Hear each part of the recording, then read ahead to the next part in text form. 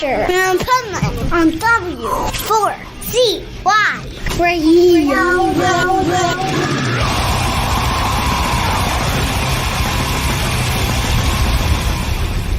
Wake up, America! It's time for the Adventures of Pipeman on W4CY.com, West Palm Beach's #1 internet radio station. Here's your host, the Pipeman.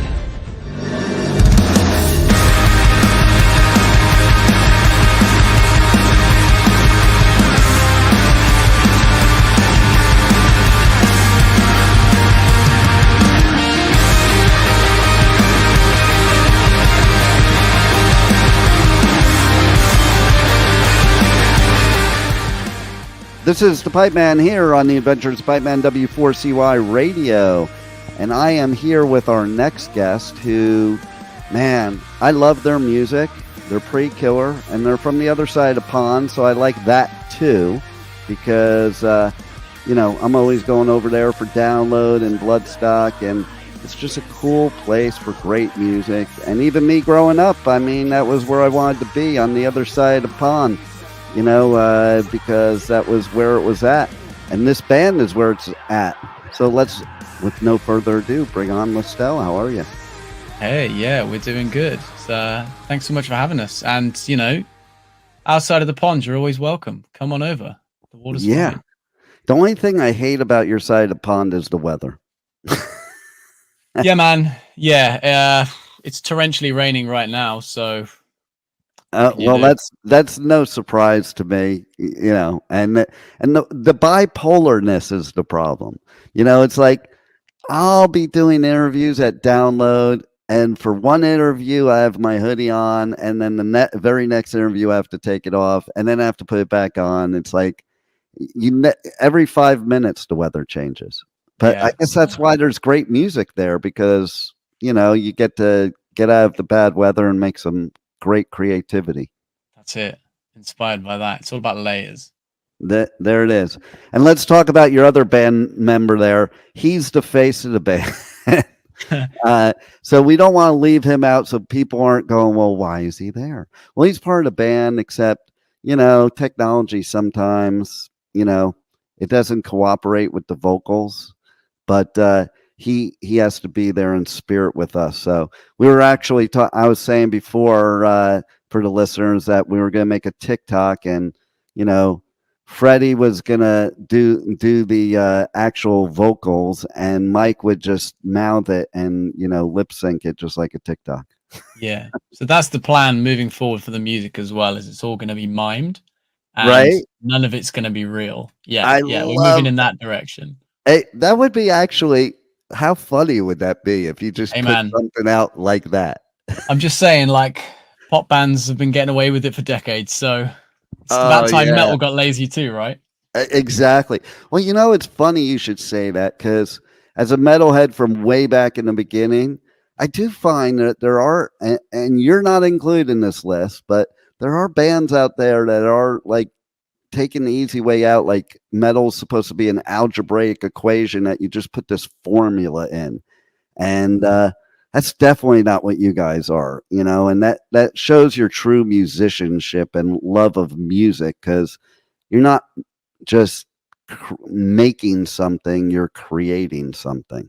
Yeah, hey, I appreciate that. That's I think we try and approach it from when it comes to writing, what best suits the song.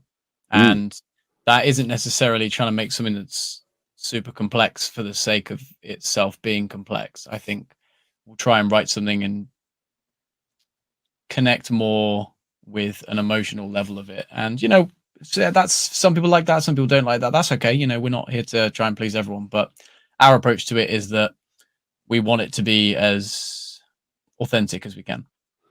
And that can, you can always tell as a listener or somebody that watches you live, you can always tell whether the band is authentic or they're just there for another reason. And to me, the best, longest lasting music is authentic, because you're not trying to do anything but be you. And I think that's also a message of your music, because of the type of things that you talk about is like I think this world needs to start letting people just be themselves instead of categorizing them and putting them in a box and what they expect out of them, and especially music artists. Yeah. Yeah. Like musicians, or, I think any sort of artistic expression allows you to really express who you are as a person. And that's what I think we all find really wonderful about the ability to write and perform music the way we do, is that for that moment and within that, we're able to be authentic and be ourselves. Mhm. And hopefully that message, like,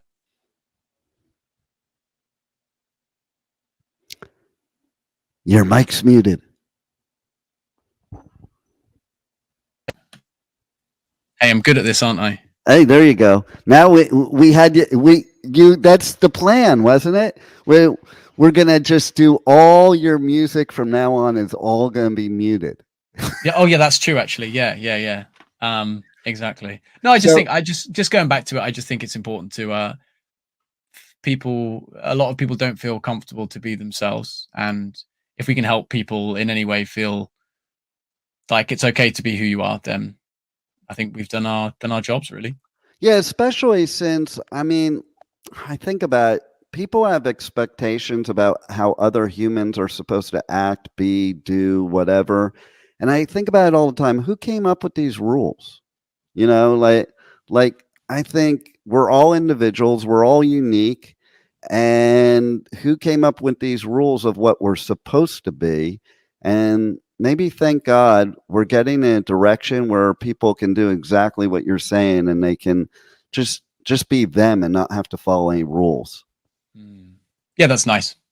And I think we're moving in that direction. There's still a long way to go, societally, and depending where you live in the world, there's different restrictions on who you can and can't be. But it's nice to feel surrounded personally by people who allow me to feel comfortable to be myself. And that's why I think music's all about, especially in the metal community.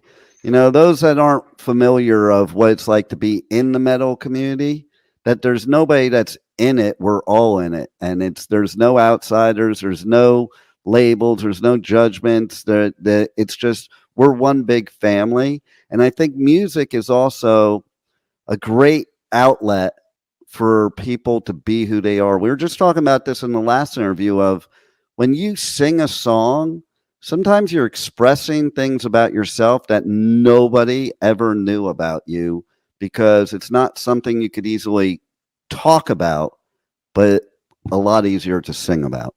Right. Yeah. Maybe some people find that. Personally, I've always been the kind of person that wears my heart on my sleeve anyway. So I feel comfortable to be able to communicate that with people and talk about who I am as a person.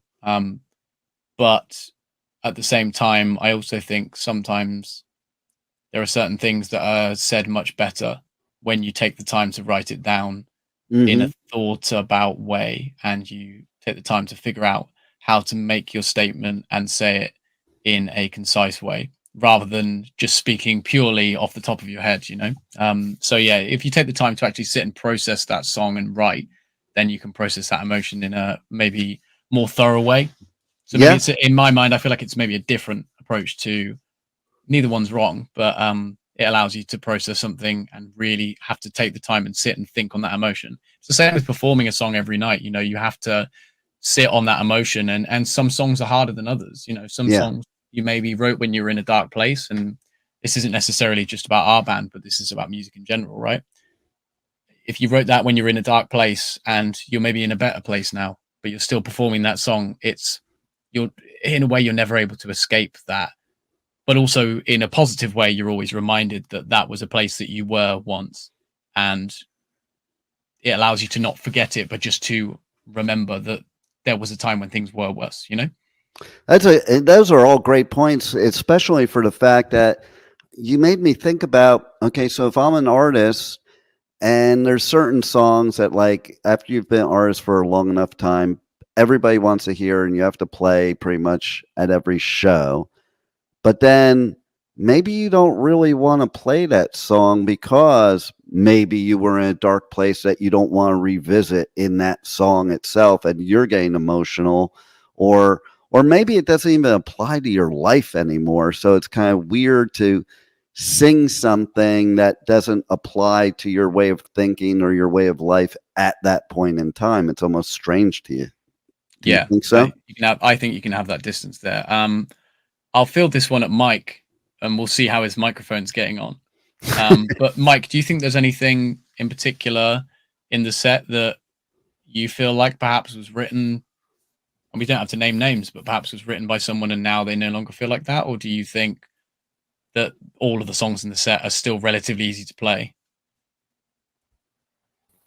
See how this goes. Yeah, I think we have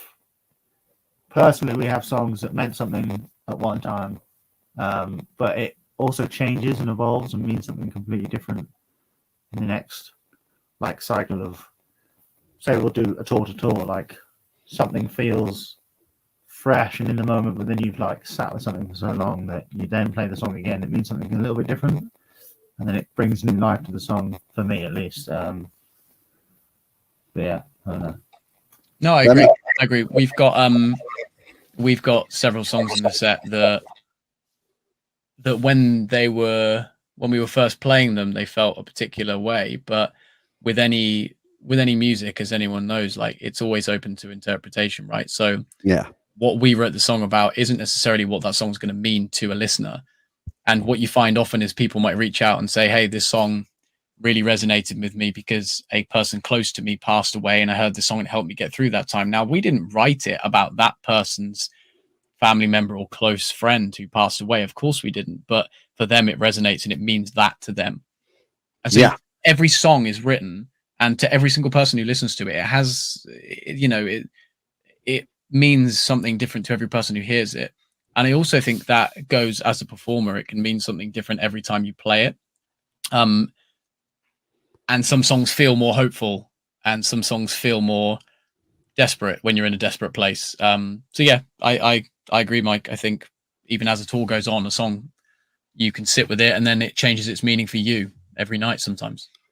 That's a great point, because I didn't even really think of that, because yes, everybody puts their own meaning to a song, but I never thought of also the artist, that meaning changing different times that they're playing the song. So that's kind of cool, because then to me sometimes maybe that song has a different vibe or sound to it at one show than it does another.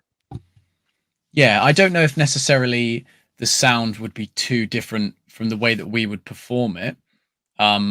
However, when you talk about a mind-body connection, the way that your mind, this is getting super abstract, right? Hear me out.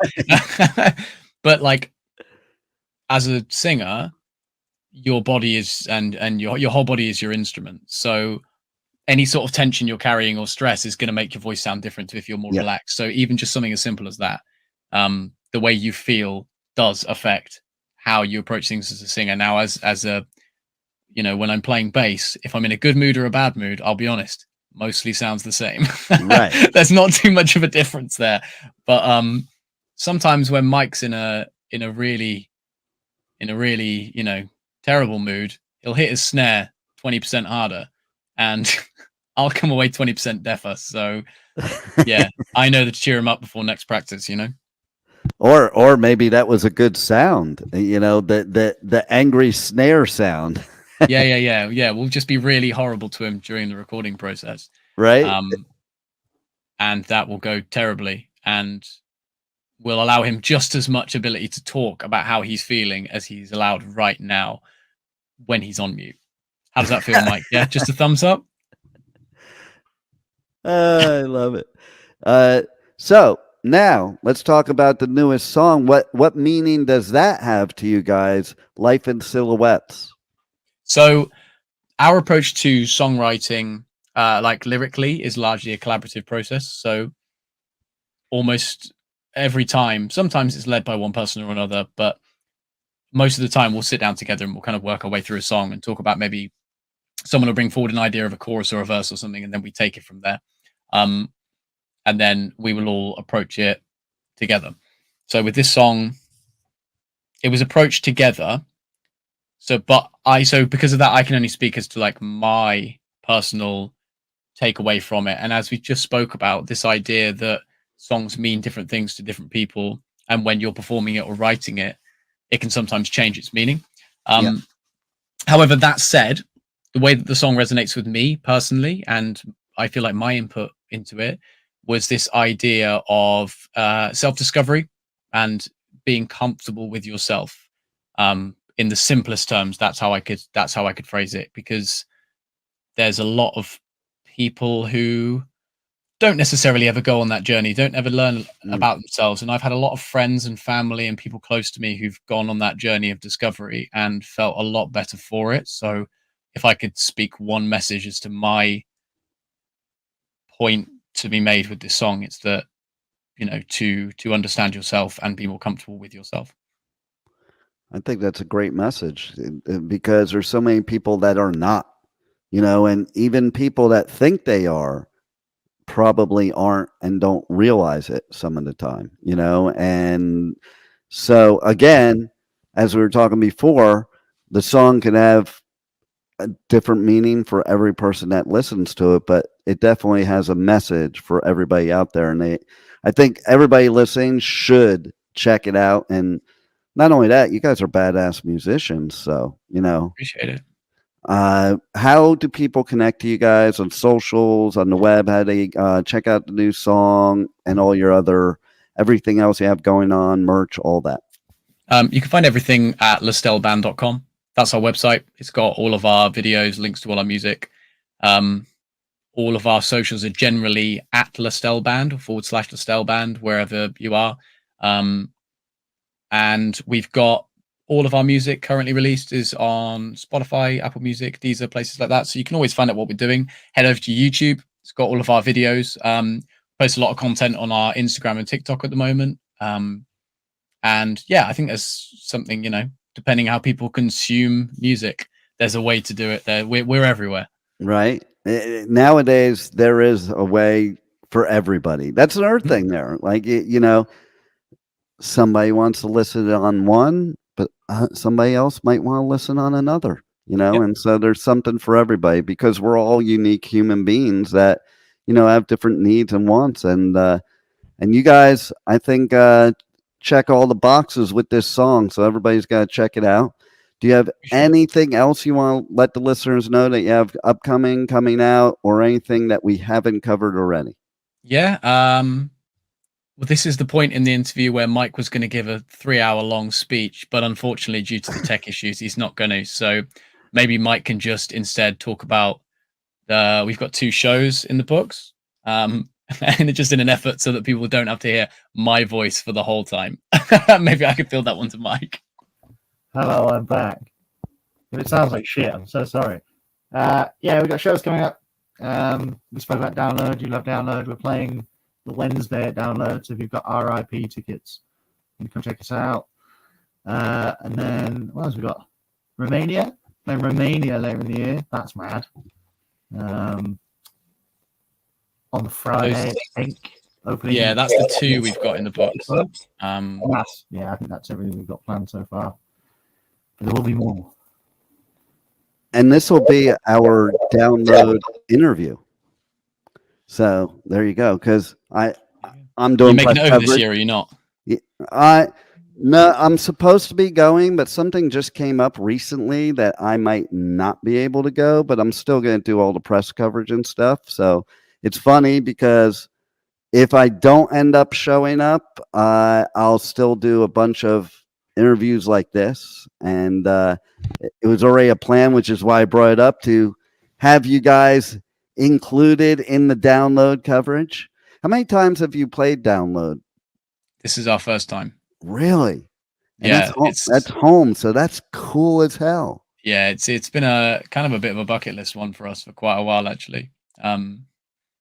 It's been Download for what, like 20 years, and before that it was like Monsters of Rock, and it's an iconic festival. It's like known around the world. So it's it's the most iconic in the world. I mean, yeah. Like if you're going to know one festival in the world, it's going to be Download. As far as heavy music goes, it kind of sits right up there. So yeah, that's a pretty good one to tick off the list. And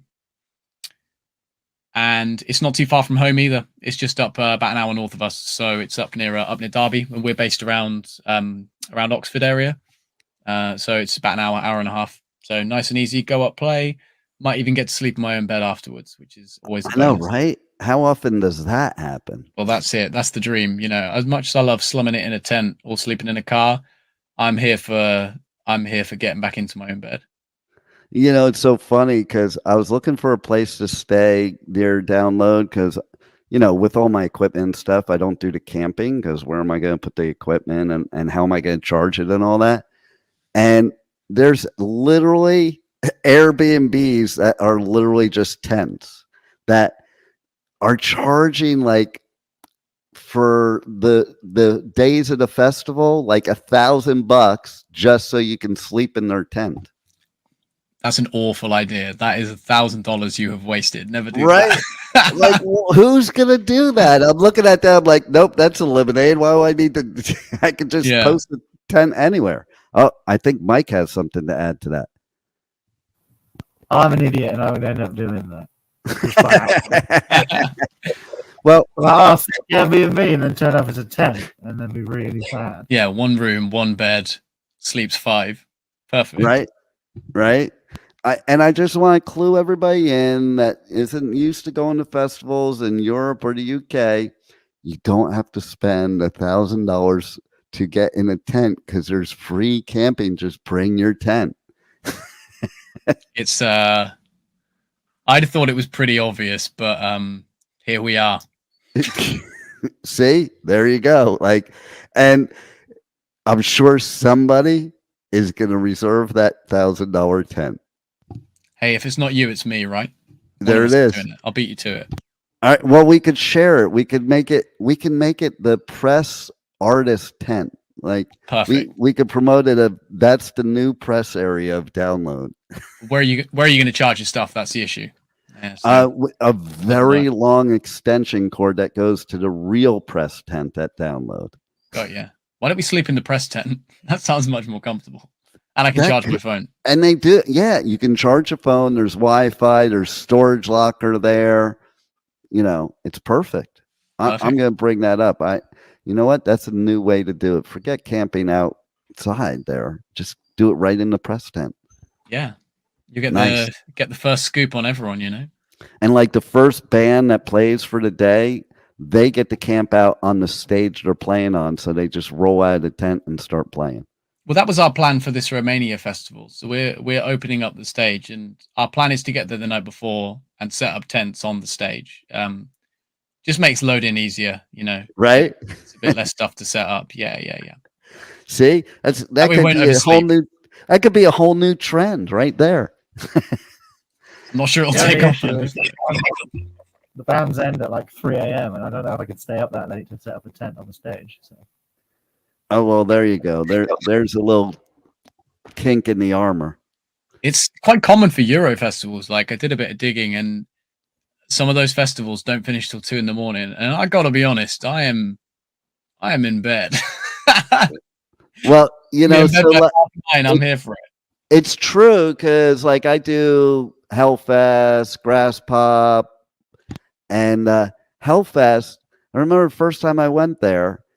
And okay, so it was over around 2, but it wasn't over because then there were bands playing in the campground the rest of the night. There were shopping cart races. That was pretty fun. Did you win? I just observed the first time. Okay. But it was definitely quite comical. But yeah, it was. I can tell you, I did the Hellfest that was after COVID where it was 2 weekends and like I didn't sleep for 7 days. I love sleeping. Yeah. You couldn't catch me doing that. Like, yeah, well, there's this festival here near where I live called Okeechobee Fest, and it's 24 hours a day for 4 days. Okay. So I have bands that they're like reaching out to me. Hey, our set's at 2 a.m. Can you do the interview at 3? Did you agree or? Yeah, unfortunately I did. There you go. You've only got yourself to blame. I know, right? Well, like the last band I was interviewing, their song is about people pleasing. So there you go. That's what I was doing. Sure, I'll help you guys out. No worries. Interview at 3. Sure. Exactly. You won't ever catch us asking you for an interview at 3 a.m. I can promise you that. There you go. Well, and you dispel the rumor of like metal musicians just never sleep and just party all night long. So thank you for that, because it's usually not even close to true. We are the least metal party band you'll ever meet. We don't do any of that. No, thank you. Bed by one. I think that's the new thing, which is kind of cool. I think a lot of metal bands nowadays are straight edge, because I come from the 80s Sunset Strip scene where it was the exact opposite. It's like, okay, well, we're going to go over this dude's house and probably the party will be over in about 2 weeks. So yeah, that's not our style. We're pretty we're always up for fun, but we're pretty early bedtime kind of band. Well, there you go. Go for a walk, have a picnic, So what are you going to do? What are you going to do when you're like headlining Download? Wake up, play, go back to bed. Because, I'm putting that out there because you guys are good. So you need to headline Download. So now when the PR people of Download see this interview and hear this interview, they're going to know that you're going to need to download and you're going to need to headline very soon. Well, firstly, I appreciate that. And let's manifest it, right? But also, like, the interesting thing with Download is it's not that late. It's usually done by like 11 o'clock. It's kind of strange compared to like a lot of like mainland Euro festivals that go on till 2. Like Download's pretty. I think it's the sound ordinances, because we have that in the States. There's a lot of that in the UK. There's a lot more like laws and stuff about like not being late, whereas in mainland Europe they have less laws regarding that, or they have specific licenses they can get away with. I don't know. Well, like with Hellfest, they basically own the whole town, so it's like they can do what they want, But like here in the States, we have the same. It's 11 o'clock. If a band ends at 11:01. They get fined huge amounts of money. Yeah. Like you have to be done 11, period, end of story. So you can headline Download then. It won't be too bad. Well, again, like you said, we'll manifest it, but I think we've got enough time between now and then that we can figure out the hotel situation, right? Right. There you go. Just work that into a deal. Listen, if I'm headlining, I don't want to camp. Give us a hotel. I want to be off stage at 11 and in bed at 11:03. Exactly. I want to be in a bubble bath at 11:03, bed at 11:30. See, and there again, you're giving this good image of metalheads. Like, who thinks of a metalhead in a bubble bath? Yeah, I mean, if people are now thinking of me in the bubble bath, I don't know what to say. But that's their prerogative. I can't stop them doing that. I'm here to tell you, after doing radio for a long time, there's definitely people listening to this that are envisioning you in a bubble bath. And they probably don't even, they might be just listening and not even watching and still envisioning. They don't look like, do they? Yeah. So, like you envisioning me are you thinking of me in the bath? Yeah, it looks good, man. And he probably already knows what that's all about. So we're pretty close, as any band should be. All right, guys. Well, any final words you want to leave everybody with? Mike, you got your 2-hour speech ready, or? So here's the thing about airplane food. No. That's the end of your standard routine. They don't give it out anymore. There's no more airplane food. I'm down. No, well, you guys rock. This new song is badass. Everybody's got to check it out. And man, keep making that great music and keep manifesting that headlining Download. And in the meantime, man, you're gonna have a sick ass set at Download. So looking forward to here, looking forward to a lot more from you guys, and I hope you have a blast killing it at Download. Thank you so much. It's been one on the bucket list for a while. So yeah, we're just stoked that so many people are interested in what we're doing. You know, we're able to get these opportunities to do things and go out, meet people, connect with people, and that's really why we're doing it. So it's really, really nice. It's a wonderful feeling. Beautiful. Love it. And I love what you're about. Love your music. And thanks for being on the Adventures of Pipeman. Thanks for having us.